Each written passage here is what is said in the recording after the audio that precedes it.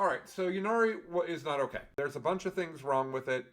It feels terrible to play against, and it puts the entirety of balancing Eldar on a complicated rule set that doesn't actually work. Lethal intent, which is the thing where if a thing dies in your army, at the end of the shooting phase, you get to do a normal move. I had said, well, this probably shouldn't let you go more than 8 inches or 6 inches, or I said maybe the bikes shouldn't be allowed to do this. The problem is, GW said, what if we triple nerf it? So first of all, they said you can only do a infantry or monster.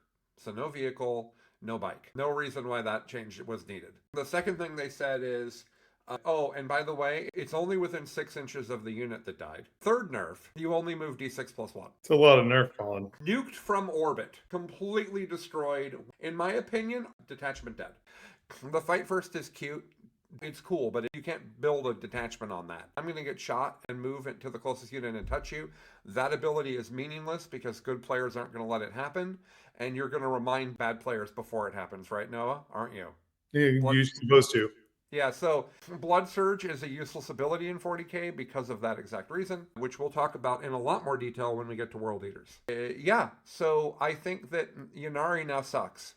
There's nothing in that army that's better than the other detachments if you don't have lethal intent, because the reality is that the other things were cute and were not holding the army up. Do you agree with that, having played against Ynarri, Noah?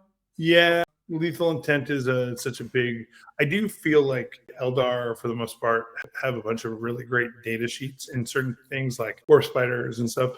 But I think that like lethal intent was a thing that made every single opponent have to play around you in a way that if they made a single mistake, they could instantly lose the game. I agree. And that was incredibly stressful for their opponents and incredibly powerful effect. Yep. But I think all three of them is too much. The first two don't matter when you put d6 plus 1 at the end of it. d6 plus 1 is such a genital punch to the army.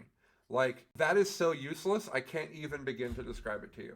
Anybody who has played Rangers or another unit that has a reactive d6 inch move when somebody gets near to you, it's useful like 15% of the time. Right. The vast majority of the time, it's cute and does nothing.